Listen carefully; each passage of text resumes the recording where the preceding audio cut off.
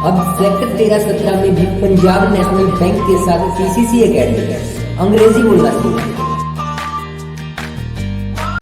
अभी जो latest trend चल रहे हैं इसमें रोहतक से मार्जिन भले हमारा थोड़ा कम आ रहा है। प्रातःकाल तो वो 2-3 राउंड तक फंसी हुई थी, लेकिन बाद में बढ़ते बढ़ते वो 15,000 तक लीड हुई है। लेकिन मैं ऐसा मान के चल रहा हूं कि उसमें रोहतक शहर की जो एरिया भारतीय जनता पार्टी की लीड का एरिया है वो उस विधानसभा के जो आखिर बाद के बूथ हैं वही उसमें ज्यादा है। और मैं अभी भी मान के चल रहा हूं कि वहां की लीड निश्चित रूप से 50,000 तक आएगी। सोनीपत की लीड भी लगभग 2 लाख वोट की होगी। इसी प्रकार अंबाला और सिरसा ये भी लगभग 2.5 लाख वोट तक हमारी जीत होने की संभावना है। सभी सीटें इसके अतिरिक्त 2.5 लाख से ऊपर कोई 3 लाख कोई 3.5 लाख। और अभी के तक के जो 11 राउंड के रिजल्ट आए हैं उसमें करनाल की सीट में 5 लाख की बढ़त हो चुकी है। पूर्व से अनुमान हमने 5 लाख का ही लगाया था, लेकिन अभी लगता है कि 4-5 राउंड और शेष हैं तो वो 6 लाख तक भी जा सकती है। और यदि 6 लाख की लीड जाती है तो मुझे लगता है कि हरियाणा की करनाल सीट वो देश भर की ऊपर की 4-5 सीटें होंगी, उसमें निश्चित रूप से उसका स्थान आएगा। और हम हरियाणा प्रदेश के लोग एक विशेष परिस्थिति में हैं कि हम अपनी 10 सीटें तो जीतते हैं, लेकिन उसमें हमारी राजधानी का नाम नहीं होता। संयोग से राजधानी की 11वीं सीट भी हम जीत रहे हैं। और हमारे राजधानी के यूनियन टेरिटरी के प्रदेश के अध्यक्ष श्री संजय टंडन जी हमारे बीच में बैठे हैं। मैं इनको भी विशेष तौर पर जो हमारी चंडीगढ़ की सीट है इसके लिए संजय टंडन जी को और चंडीगढ़ की पूरी जनता को मैं बधाई देता हूं। और इस शानदार सीट जीत के लिए पिछले दिनों में मैंने एनडीटीवी के एक लाइव इंटरव्यू में कहा था, उन्होंने पूछा अनुमान क्या है, और खास करके जब एग्जिट पोल आ चुके थे एक आध चैनल ऐसा था जिन्होंने कहा था कि ये 330 से 365 तक हो सकता है, वरना 340 से ऊपर कोई नहीं गया था, कोई 350, कोई 300 एनडीए। उस दिन मैंने कहा था हरियाणा की 10 की 10 सीटें, भारतीय जनता पार्टी की 300 सीटें और एनडीए की 350 सीटें आएंगी। और इस समय तक जब मैं अंदर से निकल के आया हूं तो एग्जैक्ट आंकड़ा 10 और 350 का ये दोनों आ रहे हैं। तो इतनी बड़ी जीत देश भर में, और ये जीत हमारी एक पिछले 50 साल के बाद एक ऐसा अवसर आया है जब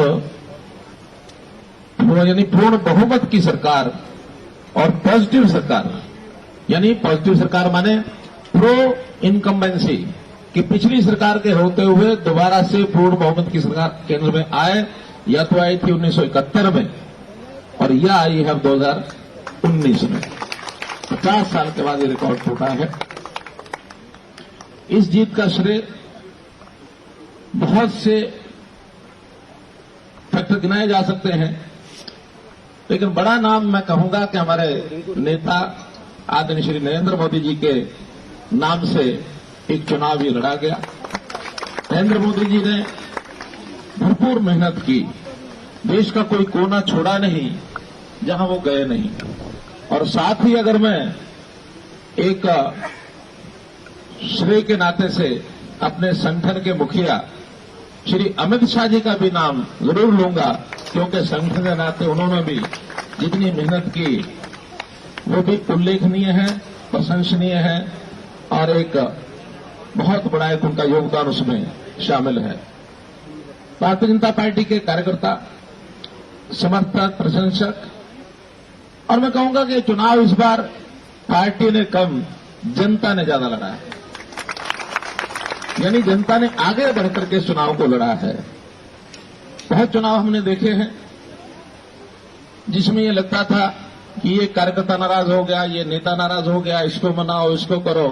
प्रारंभ के 10-5 दिन उसमें लग जाते थे, लेकिन पहला चुनाव में देख रहा हूं न कोई नेता नाराज है, न कोई भारतीय जनता पार्टी का कार्यकर्ता नाराज है, बल्कि हमारी नेताओं की इस रेलगाड़ी में विपक्षी पार्टियों के नेता भी शामिल होने के लिए आतुर हैं। बहुत से लोगों ने ज्वाइन कर लिया, बहुत से लोग अब भी बैठे हैं कि हमको भी इस गाड़ी में चढ़ा लो, क्योंकि ये गाड़ी इस बार जो चल रही है, ये गाड़ी देश के विकास के लिए, ये गाड़ी राष्ट्रवाद के लिए एक ऐसा संदेश दे रही है जो आज तक 72 साल की इस यानी एक प्रकार की इंडिपेंडेंट इंडिया में पहले इस प्रकार से नहीं कभी हुआ। संयोग से इस बार राष्ट्रवाद का विषय ये छाया रहा, और छाया रहने के 2 प्रमुख कारण हैं। एक, कांग्रेस को, उनके नेतृत्व को या यूपीए के नेताओं को राष्ट्रवाद क्या होता है ये समझ ही नहीं आया, और हर बात में वो आलोचना करते रहे हमारी नीतियों की या हमारे विषयों की। और जैसा ही पुलवामा की घटना हुई, उसके बाद जो ओछी हरकतें कांग्रेस या यूपी ने की, वो उनको बहुत भारी पड़ी, और रहती कहती कसर उनका जो मैनिफेस्टो आया, उस मैनिफेस्टो ने उनके लिए एक खाई खोदने का, गड्ढा खोदने का काम किया।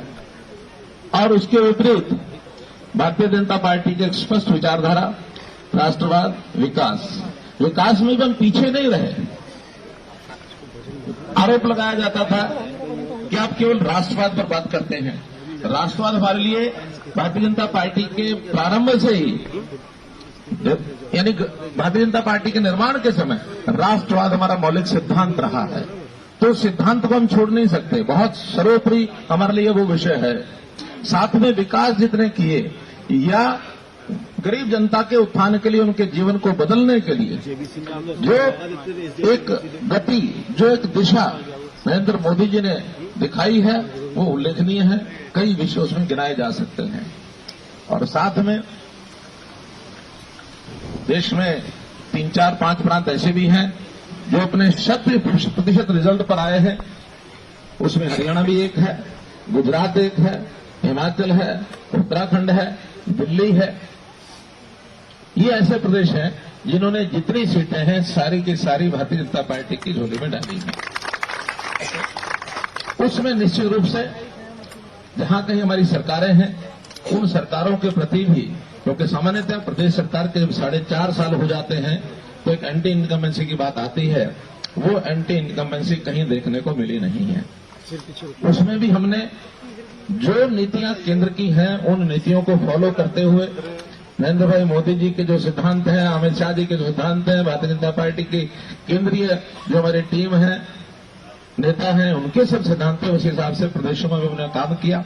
चाहे पारदर्शिता की बात हो, चाहे भ्रष्टाचार को खत्म करने की बात हो, चाहे सरकारी योजनाएं और सरकारी सेवाएं, इनको डोर डिलीवरी, इनको घर तक पहुंचाने की बात, ये हमने की है, जिसका हमको निरंतर लाभ मिला है।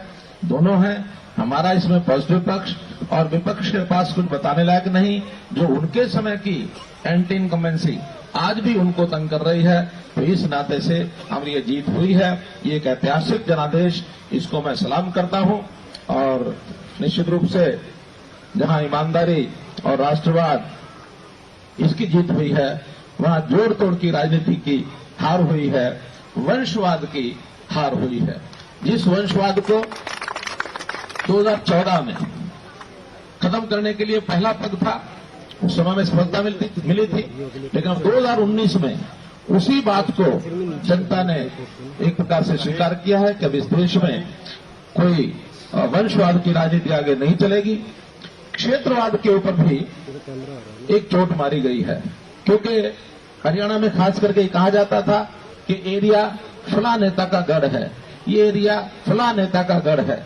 जितने भी गढ़ माने जाते थे, वो सब गढ़ को तोड़ करके और समान विकास के नाते हरियाणा में और हरियाणा की पूरी जनता ने, कोई लोगों ने जातिवाद के नाते से कुछ विषय खड़े करने की कोशिश की, लेकिन हमने हरियाणा एक, हरियाणवी एक, ये बात कह करके और पूरे समाज का, संपूर्ण समाज का समर्थन हमको मिला है।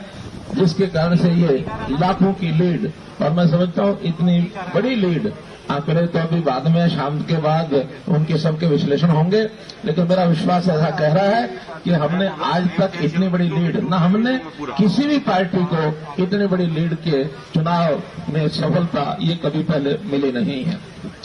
ये बात भी वैसे तो चुनाव से बाद आया करती थी, लेकिन इस बार हमने देखा कि ईवीएम का रोना ये रिजल्ट से 6 दिन पहले, खास करके छठे चरण के बाद, 7वां चरण आते आते और एग्जिट के बाद तो खास करके ईवीएम का रोना इन्होंने शुरू किया।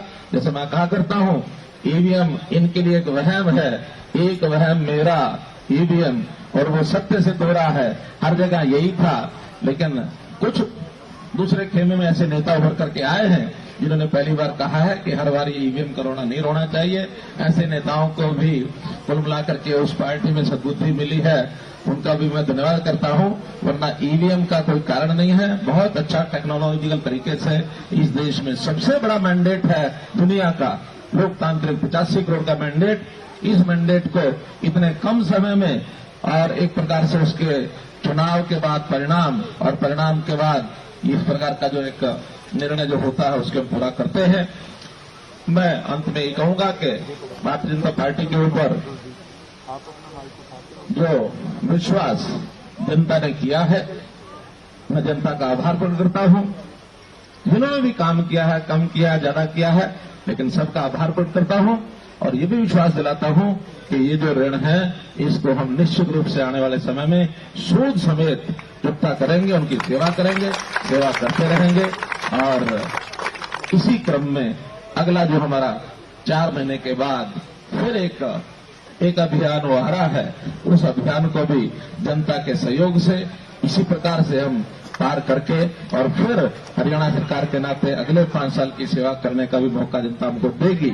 इस विश्वास के साथ मैं पुनः बहुत बहुत आभार करता हूं। सब्सक्राइब करें और साइड में दी घंटी को भी दबाएं ताकि आप तक हर समाचार पहुंच सके।